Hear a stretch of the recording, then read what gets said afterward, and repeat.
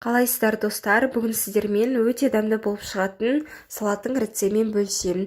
Ол үшін бізге майонез, жұмыртқа, соленый огурцы, тауық еті, сухарики және кукуруз қажет болады.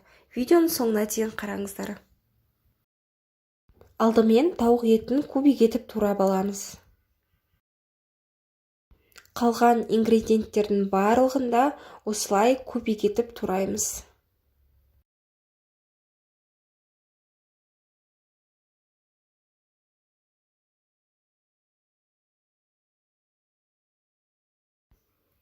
Турап болғаннан кейін барлығын бір ыдысқа жинақтаймыз. Енді жұмыртқамызды да кубик етіп тураймыз.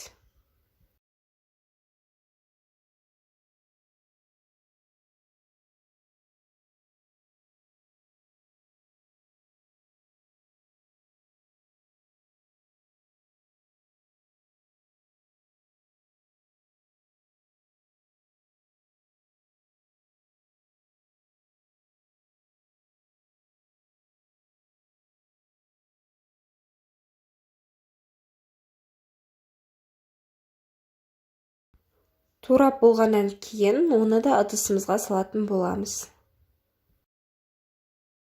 Енді соленый огурцымызды тураймыз. Оны да кубиктап турап аламыз.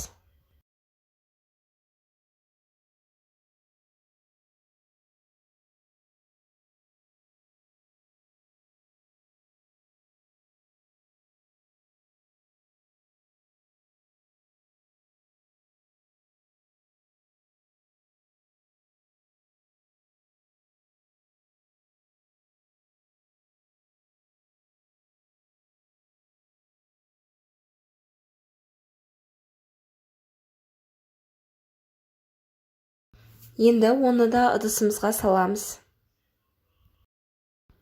Үстіне кукурузымызды саламыз. Және үстіне сухаригімізді саламыз. Сухаригіміз ұзын болса, оны осылай ортасынан бір бөліп алсаңыздар болады.